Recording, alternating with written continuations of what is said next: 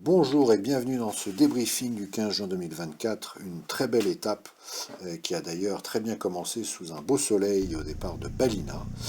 J'avais devant moi 350 km, ce qui est assez conséquent, et plein de jolies choses à voir par des routes plus ou moins étroites et perdues. Assez vite, je suis tombé sur des choses étranges. J'avais l'impression de voir des volcans. Alors, je suis pas géologue, mais enfin, ça m'avait quand même l'air d'être un ancien volcan. À d'autres endroits, j'ai eu l'impression d'être dans l'Ouest américain. On avait vraiment l'impression d'être dans une plaine de l'Arizona, tellement c'était similaire. Je suis tombé aussi sur des endroits magnifiques. On a l'impression d'être à Hawaï au pied d'un volcan. Et j'ai donc fait une minute de zénitude en écoutant le bruit des vagues, ce que je vais vous laisser apprécier aussi.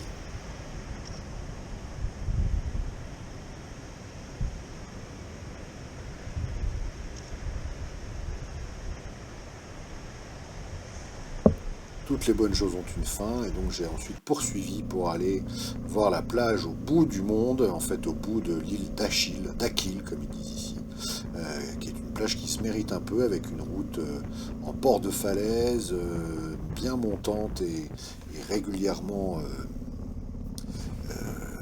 tournicotante, mais ça vaut vraiment le coup. On arrive au bout de cette route, à une plage dans une anse qui est vraiment protégée et qui est assez exceptionnelle. Alors, vous le verrez, la plage est magnifique, il n'y a pas beaucoup de monde alors qu'on est déjà le 15 juin, mais en même temps, même si aujourd'hui c'est très beau, il faisait à ce moment-là 12 ou 13 degrés, l'eau doit être à 12-13, donc pour des Bretons peut-être, mais pour un Basque comme moi, c'est vraiment trop frais.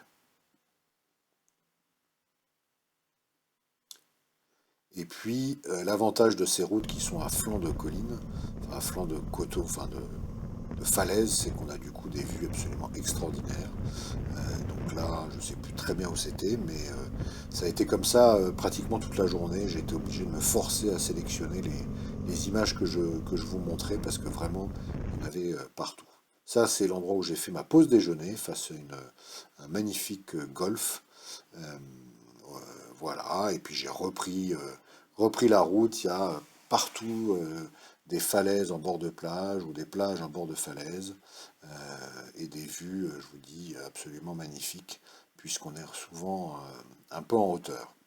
Et puis, en fin de journée, j'ai traversé la Doulo Valley, qui est là une vallée alors, à l'intérieur des terres, qui est absolument superbe, qui pourrait faire un décor de cinéma magnifique, mais qui est aussi un endroit où il y a un mémorial des Irlandais morts de la famine, et il y en a eu un certain nombre, puisque je crois avoir lu qu'au XIXe siècle, l'Irlande comptait 8 millions d'habitants et qu'ils en ont perdu 4 millions, en partie la famine et l'immigration vers les États-Unis.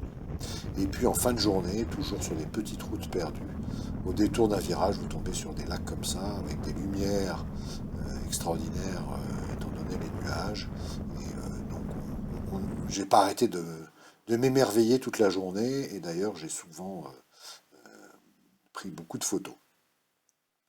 Voilà l'arrivée à Linan, charmant hameau avec un petit cœur, un petit centre au bord du Killary, qui est, d'après ce que j'ai compris, le seul fjord irlandais. Donc voilà l'hôtel où je réside ce soir, qui est vraiment les pieds dans l'eau, après cette très belle journée, et qui se conclut magnifiquement. Voilà, je vous souhaite une bonne fin de journée, et comme on dit, à plus tard.